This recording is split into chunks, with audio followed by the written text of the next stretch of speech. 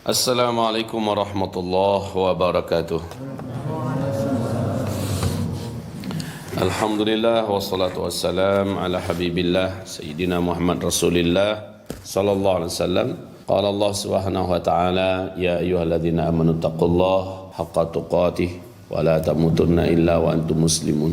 Wa qala ya ayyuhan nas ittaqu rabbakumul ladzi khalaqakum min nafsin wahidah wa khalaqa minha zawjaha وبث منهما رجالا كثيرا ونساء واتقوا الله الذي تساءلون به والأرحام إن الله كان عليكم رقيبا وقال يا أيها الذين آمنوا اتقوا الله وقولوا قولا سديدا يصلح لكم أعمالكم ويغفر لكم ذنوبكم ومن يطع الله ورسوله فقد فاز فوزا عظيما اللهم ارحمنا بالقرآن وصدق الله العظيم وقال النبي صلى الله عليه وسلم ألا إني قد جئتكم بها بيضاء نقية ليلها كنهارها لا يزيغ عنها بعد ذلك إلا هالك أما بعد معاشر المسلمين.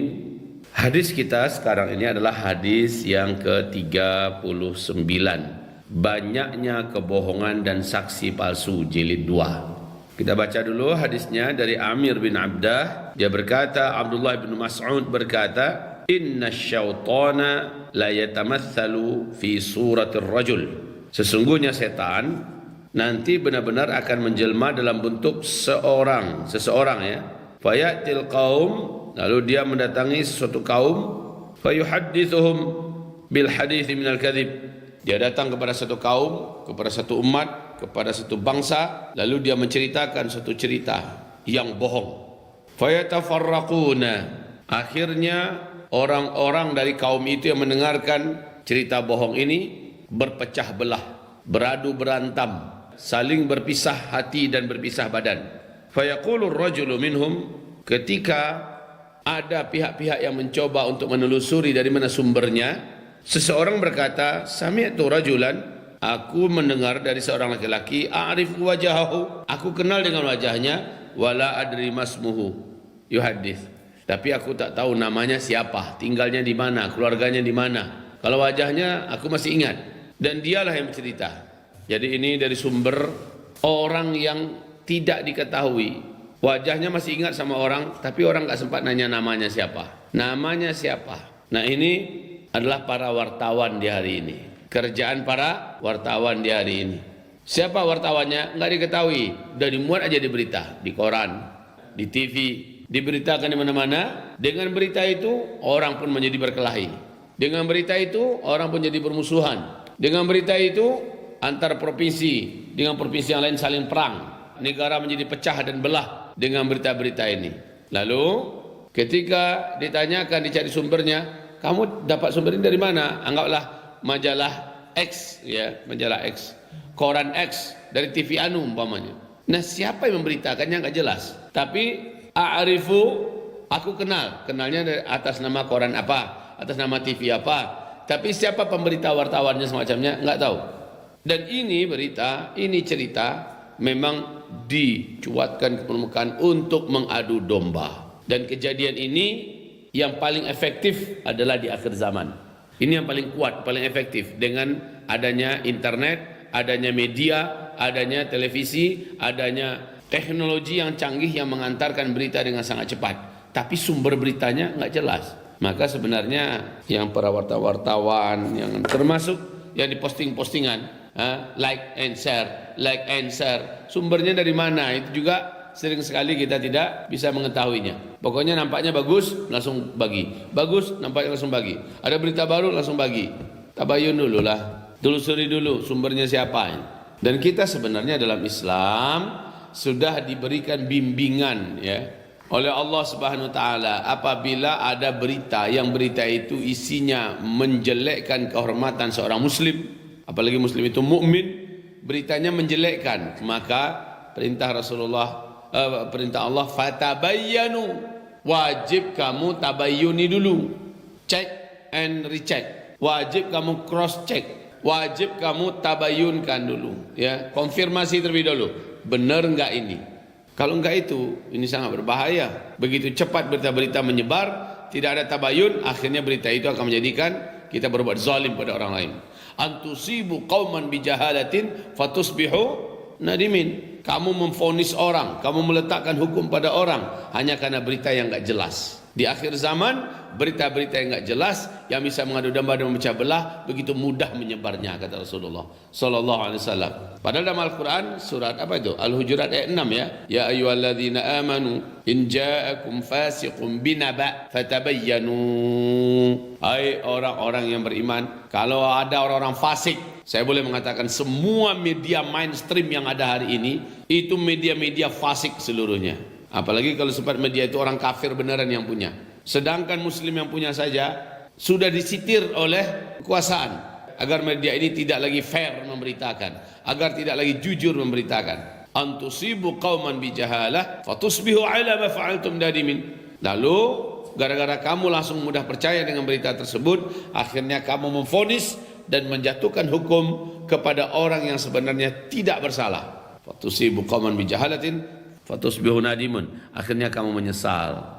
Zaman sekarang, apalagi dengan kehadiran pada bazar RP, bazar yang memang bekerja digaji, diupah, bisa makan minum dengan cara yang haram untuk menolong kebenaran, untuk membenarkan kebohongan. Baiklah, lanjut. Hadis barusan ini hadis sahih Imam Muslim di dalam mukaddimah jilid yang ke-1 halaman 78 syarah Imam An-Nawawi. Selanjutnya Abdullah ibnu Amr ibnu Al-As radhiyallahu anhu, beliau berkata, inna fil bahri syayatin ya masjunatan. Nah, ini pernah kita katakan dulu. Hadis ini diriwayatkan oleh Imam Ahmad ya, dan juga di dalam Sahih Imam Muslim. Di dalam muqaddimah juga Syarah Nawawi jilid 1 halaman 79. Inna fil bahri syayatin, sesungguhnya di laut itu ada setan-setan yang terikat, masjunatan. Yang mengikat setan-setan itu siapa? Authaqaha Sulaiman. Nah, pernah kita sampaikan ini. Jadi Nabi Sulaiman dengan kekuasaannya yang absolut, kekuasaannya yang tidak terbatas, jin dan setan pun tidak berkutik, bahkan bisa menjadi kacungnya, bisa menjadi anak buahnya, bisa menjadi suruhannya. Ada setan-setan yang sangat kuat dan jahat.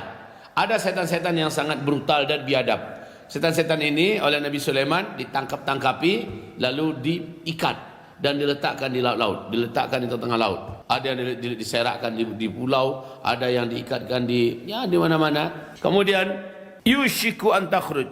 Setan-setan itu sekarang sudah dekat mau keluar, kata Nabi. Setan-setan itu sekarang sudah dekat mau keluar. Sekarang di manakah gerangan setan-setan itu sekarang?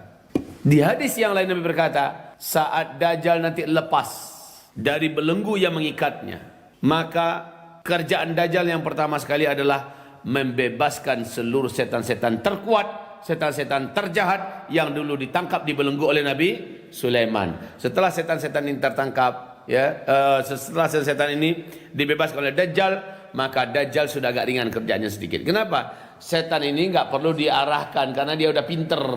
Setannya juga di samping pinter, sakti mandraguna, kuatnya luar biasa. Level kiai saja disikatnya sekali embat selesai. Level syekh saja bisa dijatuhkannya tumbang. Setan-setan yang dilepaskan oleh Dajjal ini, mereka lah yang memecah belah.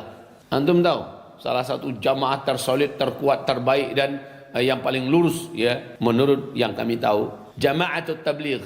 Sekelas jamaah tabligh yang begitu solid, yang begitu soleh, yang begitu ikhlas, yang begitu kuat, banyak orang alim tidak terkira di dalamnya, pecah, terbelah. Sekelas ini saja terpecah belah zaman now. Ini membuktikan kebenaran bahwa Dajjal itu telah lepas, dan salah satu misinya yang pertama sekali adalah membebaskan seluruh setan-setan terkuat dan terjahat yang dulu ditangkap dan dipenjara oleh Nabi Sulaiman. Ini hadis Sahih Muslim ya, jilid 1 halaman 79. Terus yushiku an takhruj, setan-setan yang terikat itu sudah dekat sekali waktunya untuk dikeluarkan. Fataqra'u 'alan nasi Qur'an. Saking hebatnya dia bisa membaca ayat. Bisa membaca ayat. Maka pecah belahlah jamaah tabligh. Maka pecah belahlah jamaah Islamiyah. Maka pecah belahlah organisasi dakwah yang kuat dan solid. Pecah belah, pecah. Makanya Nabi dulu berkata, aku memohon pada Allah 3 doa. 2 Allah kabulkan, 1 yang Allah tidak kabulkan. Yang Allah kabulkan Satu, dua. Yang tidak Allah kabulkan adalah aku memohon pada Allah, ya Allah, jadikan umatku ini tetap bersatu dan kokoh persaudaraan sampai hari kiamat. Allah tidak menjawab yang itu. Allah tidak menjawab yang itu. Kemudian terbaca oleh kita hadis ini. Oh, patutlah. Karena memang nanti ketika Dajjal melepaskan setan-setan terjahat dan terkuat dari yang ditangkap oleh Nabi Sulaiman, setan-setan ini memiliki keahlian dan kemampuan memecah belah manusia. Keahliannya adalah memecah belah dan mengadu domba, ya, membuat orang-orang, ya, jangankan orang-orang awam, sedangkan sekelas kiai ulama Habib Syekh saja bisa terkapar dibuatnya oleh setan-setan ini. Jadi fataqra'u 'alan nasi Quran. Dia menjelma menjadi sosok dan figur yang sangat berilmu. Dia bacakan ayat, dia bacakan hadis, dia bacakan sumber kitab, padahal dia adalah setan yang dulu dibelenggu oleh Sulaiman. Setan ini kan umurnya ribuan tahun, bahkan bisa ya, umurnya ribuan tahun. Jangan antum katakan nggak ada setan yang nggak hafal Quran, ya. Ada setan yang hafal Quran. Beberapa kasus kami hadapi dan di video-video di YouTube juga ada. Hafizah, wanita hafal Quran 30 juz, kesurupan. Ketika diruqyah, dia malah ketawakan orang yang meruqyahnya. Bacaanmu salah. Dia ngeluruskan. Harusnya setelah ayat itu ini ayatnya, dibacakannya. Setan bisa ngeluruskan orang yang meruqyah ketika mereka baca. Bacaanmu aja belum benar, makharijnya nggak benar, kamu udah bisa meruqyah. Yang benar gini ya, habis dia luruskan tuh setan. Jadi setan itu bisa ngafal Quran. Yang bilang nggak mungkin siapa? Ini hadis yang mau ditaruh kemana nih, hadis Sahih Muslim. Setan-setan yang dilepaskan oleh Nabi Sulaiman membacakan kepada manusia Quran. Siapa yang bilang nggak mungkin? Bahkan saat kami sedang bareng dengan Ustadz Nuruddin Al-Indonesi dulu, memang kami temukan juga ada orang-orang yang kami ruqyah, dia niru bacaan ayat tuh, ditirunya ya. Habis selesai kami baca, dia pula yang baca, dia baca, tapi wajahnya masih wajah setan, matanya masih mata setan. Namun setelah kami fokuskan betul-betul bacanya, baru dia menjerit. Baiklah, jadi kita percaya sekarang, betul-betul percaya sekarang, memang benar-benar ada setan yang diikat Nabi Sulaiman, itu memang ada, dan yang bisa melepaskannya cuma Dajjal. Karena tiga tanda di Palestina bahwa Dajjal telah lepas dan Dajjal itu sudah lengkap di Palestina, maka dengan ini kita tidak heran ya kalau pada masa ini sulit betul mempersatukan umat Islam, sulit betul. Baru kemarin ada partai apa yang didirikan, Partai Masyumi ya, dihidupkan kembali Partai Masyumi. Belum lama bergerak sudah tumbang, kemudian pecah dan terbelah-belah, berkeping-keping. Dirikan lagi, ada yang mendirikan lagi Partai Umat, ada yang mendirikan Partai Dakwah, ada macam-macam partai yang didirikan, masing-masing pecah. Karena setan-setan terkuat yang dibelenggu oleh Sulaiman telah dibebaskan oleh Dajjal. Dan spesialisnya para setan itu adalah memecah belah, mengadu domba, ya, membuat orang perang. Paham sampai di sini? Kenapa sehari ini sulit betul untuk mempersatukan? Makin tinggi level orangnya, maka makin ketemu jalan untuk memecah belahnya. Makin tinggi level orangnya. Kalau nggak bisa dipecah belah, dimatikan oleh setan-setan jahat itu. Orang yang betul-betul sangat kuat dan kokoh sekali dakwahnya, tegar dalam prinsip. Tengku Zulkarnain, nggak bisa dipecah belah, prinsipnya udah jelas. Ternyata coba perhatikan, di tangan setan berhasil beliau dihabisi. Semoga Allah memuliakan ulama-ulama kita, amin. Ya. Kemudian lanjut kata Rasulullah SAW dari Abdullah bin Mas'ud ya. Hadis ini diriwayatkan Musnad di kitab Musnad Imam Ahmad jilid yang kelima halaman 333. Lihat juga dalam tafsir Ibnu Katsir jilid keempat halaman 140 dan Fathul Bari jilid yang keempat 262. Lihat. Inna baina yaday sa'ah syahadatuz zur wa kitman syahadatil haqq. Saat kiamat sudah benar-benar akan terjadi, di mana-mana akan bermunculan persaksian-persaksian palsu dan disembunyikannya persaksian yang benar, dan bermuncul juga kiai-kiai jahat, ulama-ulama usuk, di mana mereka bersumpah demi memberikan persaksian palsu.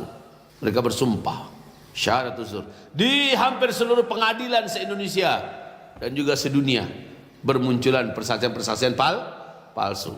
Jaksa-jaksa penuntut umum, ya, kemudian para para pembela kuasa-kuasa hukum, dan lalu saksi-saksi, nah bermunculanlah saksi-saksi bisa dibayar. Syahadatuz zur, syahadatuz zur, syahadatuz zur. 3 kali Nabi mengatakan, dosa yang paling besar di sisi Allah adalah syirik, durhaka pada orang tua, kemudian syahadatuz zur, syahadatuz zur, syahadatuz zur, syahadatuz zur, syahadatuz zur, syahadatuz zur, syahadatuz zur, syahadatuz zur, sehingga apa kata para sahabat, ya laitahu zakat. Diulang-ulang terus oleh Nabi. Ya Allah, kapanlah Nabi ini akan berhenti? Ya laitahu zakat. Ya Allah, kapanlah berhenti Nabi ini? Saking bencinya Nabi dengan syahadatuz zur, persaksian palsu. Nah, di akhir zaman persaksian palsu ini benar-benar sangat menjadi tren ya. Terakhir kita bacakan hadis berikut. Diriwayatkan dari Abu Bakrah, dia berkata, dahulu kami bersama Rasulullah SAW beliau bersabda, ala unabbiukum bi akbaril kabair thalathan. Mau kalian aku beritakan dosa-dosa terbesar dari seluruh dosa besar. Diulangi lagi. Mau tidak, kata Rasul?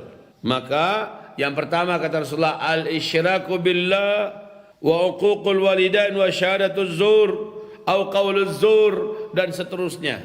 Wa kana muttaqian fajalasa famazala yukarriruha hatta qulna laitahu sakat. Banyak betul Nabi mengucapkannya sampai Nabi berstilakan seperti ini, berstilakan begini, syahadatuz zur wa qauluz zur, syahadatuz zur wa qauluz zur. Perkataan bohong, persaksian bohong. Perkataan palsu, persaksian palsu. Ini ya Allah, diulang-ulang oleh Nabi, sehingga apa kata Abdullah bin Abu Bakrah berkata, ya Allah saya tahu zakat. Andai bilalah kabar nanti Nabi mengecek, wah diulang kayak kaset apa tuh, kaset dol ya, kaset dol nggak bisa di stop lagi. Syahadatuz zur, syahadatuz zur. Taib ikhwati fillah yang kami cintai.